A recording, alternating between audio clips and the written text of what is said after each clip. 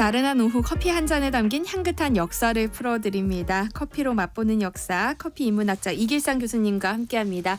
안녕하세요. 안녕하세요. 지난주에는 저희가 시리얼과 디카페인 커피의 이 탄생 배경에 대해서 얘기해 주셨잖아요. 네. 오늘은 또 어떤 얘기 들고 오셨을까요? 예, 요즘 선거철이라서 물가를 둘러싼 논쟁이 네. 뜨겁죠. 예, 물가는 뭐 지나치게 높아도 문제고, 뭐 또 낮아도 문제고, 특히 생필품 가격은 참 예민하죠. 네. 예, 오늘은 1900년대 초반에 갑자기 커피 생두의 과잉 생산, 이것이 초래한 낮은 그 거래 가격 때문에 발생한 에피소드를 소개하려고 합니다. 예전에 커피 가격이 치솟으면서 생겼던 일들을 이야기해 주셨던 걸로 기억이 나는데요. 네네. 뭐 그때 이상한 커피 많이 소개해드렸죠. 1870년대에 이 자바 커피, 실론 커피 등 이 아시아 커피가 커피 녹병이라는 무서운 병 때문에 거의 전멸을 해요. 그래서 세계의 커피 생산량 중에 30% 정도가 갑자기 사라집니다. 네. 그런데 마침 이때부터 이제 미국 사람들은 또 커피의 맛에 완전히 빠지기 시작하죠. 한쪽에서는 생산량이 줄어들었는데 한쪽에서는 소비가 늘어나니까 1880년대부터 커피 가격이 폭등할 수밖에 없었죠. 이게 1890년대까지 가격 상승이 이어지는데요. 네. 예, 커피가 귀하다 보니까 이상한 이름의 커피들이 등장했던 거 아마 생각나실 거예요. 네, 맞아요. 뭐 치커리 커피, 개과자 커피, 단백질 커피, 뭐 벽돌가루 커피, 백화뿌리 커피 등등이 있었는데요. 물론 이제 묽은 커피나 재활용 커피도 그 당시 유행을 했죠. 커피에 물을 많이 넣어서 묽게 마시든지 한 번 사용한 커피 가루를 다시 사용하든지 하는 뭐 이런 거죠. 네. 뭐 커피 소비자들이 많이 힘들었던 시기입니다. 특히 미국 소비자들이. 뭐 모르고 마시면 그래도 괜찮은데 알고도 마시는 거는 수치스럽기까지 한 일이었을 것 같아요. 그런데 이런 수치스러운 시간이 아주 오래 계속되지는 않았죠. 갑자기 커피 가격이 정말 갑자기 떨어집니다. 아니 커피 가격이 갑자기요? 네네. 이 커피의 역사에서 커피 생두 가격이 다른 물가 대비로 가장 비쌌던 때가 1895년이었습니다. 뉴욕 커피 거래소에서 커피 도매가가 파운드당 18센트에 형성되었는데요. 이것은 사상 최고가였어요. 보통 네. 10센트 이하였거든요. 1880년대부터 시작된 커피 가격 상승이 이어져 오다가 이때 이제 정점에 이르렀던 거죠. 이 커피 가격이 지속적으로 상승하니까 브라질을 비롯해서 중남미 많은 나라들이 신이 났죠. 뭐 빈 땅이 있으면 물론이고 없으면 밀림 지역을 불태워서라도 커피 나무를 심기 시작했는데요. 특히 커피 거래 가격이 가장 높았던 1895년 즈음에는 엄청나게 심었습니다. 브라질의 경우 1년에 1억 그루 이상을 심었으니까 당시 국민 1인당 5그루 이상을 심은 셈입니다. 예, 그런데 커피는 이 무나 배추, 뭐 바나나, 옥수수처럼 심으면 바로 그 해에 수확하는 게 아니에요. 몇 년을 기다려야 합니다. 아나운서께서 혹시 커피 나무 본 적이 있으세요? 저 본 적 있어요. 전 그래요? 제주도에 살 때 제주도에서 이 커피나무 재배를 한번 시도한다고 해서 본 적이 있어요. 근데 진짜 커피나무는 심는다고 바로 수확하는 건 아니잖아요. 네네. 이 커피나무는 보통 심은 지 4년 내지 5년이 지나야 이제 꽃이 피고 열매를 맺기 시작하는 식물이에요. 그러니까 심어놓은 후 4, 5년 정도 그 땅에서 수확물이 없어도 기다릴 수 있는 사람들만이 커피를 심을 수 있다는 얘기죠. 뭐 그 얘기는 하루하루 또 한 해 한 해 먹고 살기 힘든 이 가난한 사람들은 커피 나무를 심는 것조차 그렇게 쉬운 일은 아니라는 얘기입니다. 여유 있는 땅과 자본이 있어야 가능한 농사가 커피 농사죠. 우리나라의 인삼 농사와 좀 비슷하다고 보면 됩니다.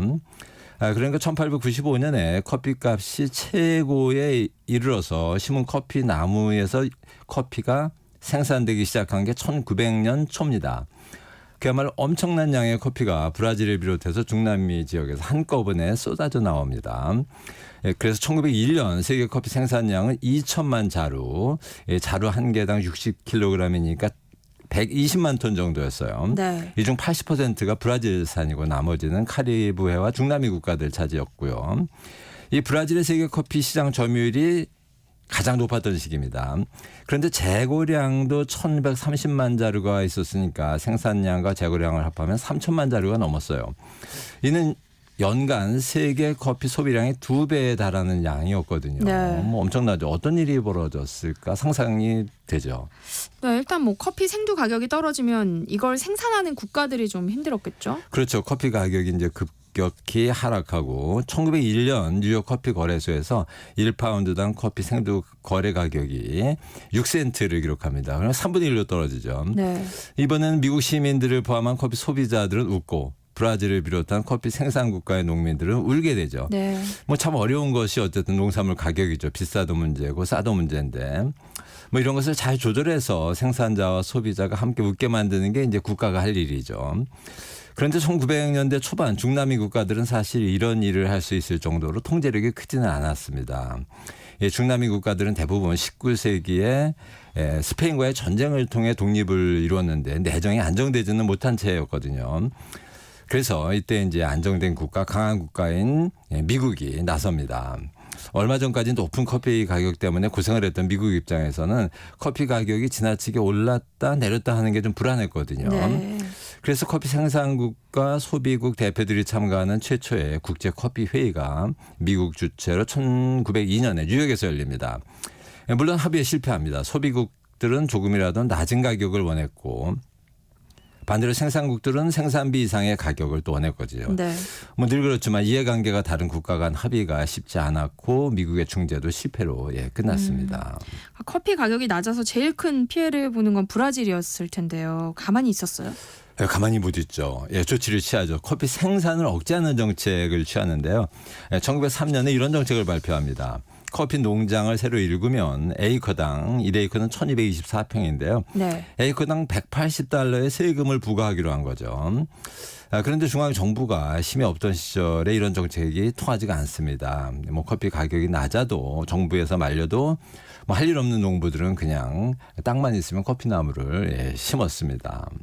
몰래 심는 거군요. 그렇죠. 어쨌든 커피 가격이 낮아졌으니까 미국의 소비자들은 좋았겠어요. 네, 뭐 좋긴 했는데 언제 다시 오를지 모른다는 생각에 좀 불안감도 있었어요. 뭐 그럴 때 꽤 괜찮은 미국인이 나타나는데요. 이름이 헤르만 질켄이라는 사람인데 독일계 미국인이었습니다. 부모가 독일에서 브라질로 이민을 가고 여기에서 성장한 질켄은 이제 커피 무역을 해서 돈을 좀 벌어요. 질켄은 보다 큰 사업을 하기 위해서 미국으로 이주해서 미국 시민권을 얻었는데요. 뭐 세상 사람들이 그를 커피 왕, 커피 킹이라고 부를 정도로 커피 무역에서 대단한 성공을 한 사업자였어요. 네. 질켄은 낮은 커피 가격으로 브라질 사람들이 고통을 받는 문제를 해결하려고 나름대로 정책을 제안을 합니다. 그가 취한 정책이 요즘 유행하는 공정무역 개념과 좀 비슷한 거였어요. 생각보다 공정무역 개념이 일찍 등장했네요. 네, 물론 제도가 공정무역과 같지는 않지만 생산자의 권익을 보호한다는 점에서는 뭐 비슷한 점이 있습니다. 영어로는 밸러리제이션이라는 건데요. 일종의 공정가격제죠. 1906년에 질켄은 독일과 영국의 은행 그리고 브라질의 커피 무역상들을 모아서 신디케이트 즉 공동 판매 카르텔을 구성했습니다. 이 카르텔이 브라질 정부와 협력해서 일정한 가격 최저 가격보다는 조금 높은 가격에 커피 생두를 대량 구매하죠. 그리고 브라질과 외국의 그 무역항 주변에 비축을 합니다. 창고에 넣어놓죠. 네. 커피 가격이 싸면 적당한 가격에 공동 구매를 하고 커피 가격이 좀 오르면 적당한 가격에 팔아서 이 가격을 유지하는 그런 전략이었는데요. 우리나라에서 하고 있는 그 양곡 수매 정책이 사실 이것을 본다는 정책입니다. 효과가 있었나요? 네, 질켄의 노력 덕분에 1910년부터 커피 가격이 조금씩 상승하기 시작하죠. 그런데 커피 가격이 오르기 시작하니까 이번엔 미국 시민들이 들고 일어났습니다. 10여 년 전에 높은 커피 가격에 고생했던 기억을 소환한 것인데요. 결국 미국 정부가 여론을 구실로 질켄을 의회 청문회에 세웠습니다. 그런데 이게 오히려 미국 정부를 힘들게 하죠. 왜냐하면 질켄이 청문회에 나와서 공개적으로 이런 발언을 하거든요. 나는 미국이 다른 나라의 행동 하나하나에 비판하고 간섭하는 것이 옳은 일인지 묻고 싶습니다. 우리나라가 남미에서 면직물을 판매하고 있는데 브라질 정부가 우리가 조사를 좀 해야겠다라고 말하면 어떨지 생각해 보십시오. 그런 식으로 행동하는 외국 정부나 정당이 있었다면 아마도 우리 미국은 이 나라에서 그들을 내쫓아 버렸을 것입니다. 뭐 여기에 질켄은 한마디를 덧붙입니다. 미국인들이 자신들의 물건을 최고의 값에 팔면서 남의 나라 물건을 최저 가격에 사는 것을 당연시하면서 반대로 다른 나라가 이런 불합리한 거래에서 자국을 보호하려고 하면 그것이 마치 어떤 음모라도 되는 것처럼 공격하는 것에 동의할 수 없습니다. 뭐 이렇게 대단한 발언을 합니다. 어떻게 생각하세요? 상식적으로 맞는 말 했네요. 그렇죠. 예, 상식적으로 맞는 말이죠. 그런데 상식과 달리 미국 정부가 질켄을 기소합니다. 네. 재판에 넘기죠.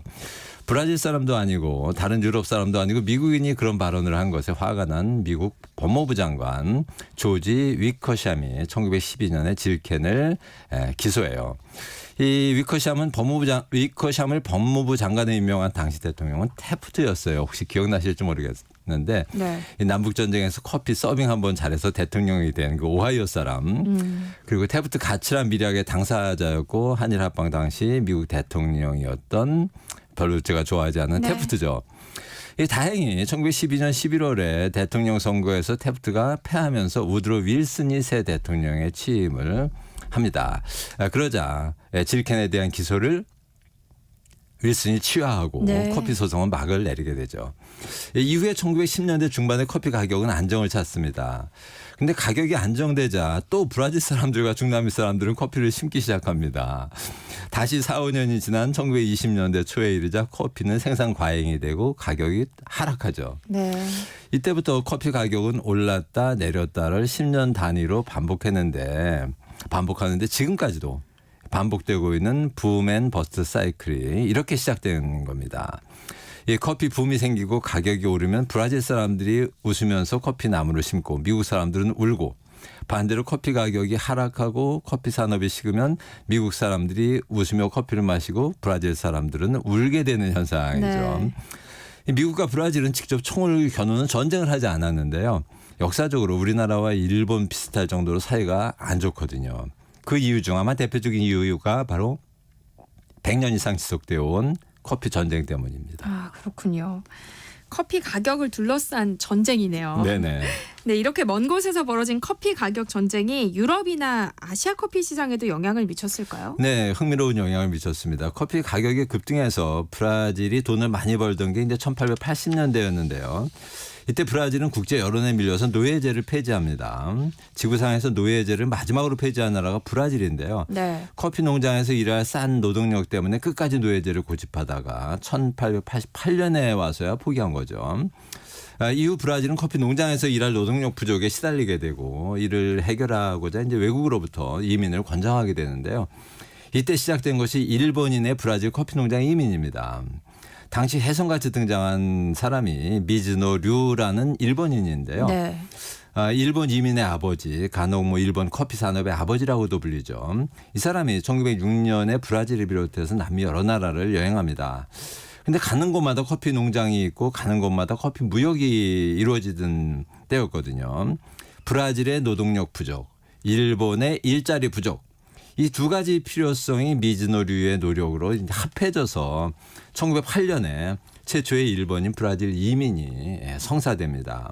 158가족 781명이 브라질 커피 농장 이민을 떠난 거죠. 이 브라질 정부는 이에 대한 보답으로 1909년부터 3년간 매년 500톤가량의 커피를 일본에 무상으로 제공하게 됩니다. 500톤으로는 5천만 잔 정도의 커피를 만들 수 있는 양이니까 대단한 거죠. 브라질로서는 남아도는 커피 생두여서 어려운 일이 아니었던 거죠. 미즈노류는 이 브라질 커피를 이용해서 도쿄에 카페 파울리스타를 열게 되는데 이 파울리스타는 상파울루 사람이라는 뜻입니다. 네. 도쿄뿐만이 아니라 중국 상하이를 비롯해서 몇 개 도시에도 같은 이름의 카페를 열게 되죠. 그래서 일본 역사학자들은 세계 최초의 프랜차이즈 카페가 바로 이것이다라고 주장을 하고 있습니다.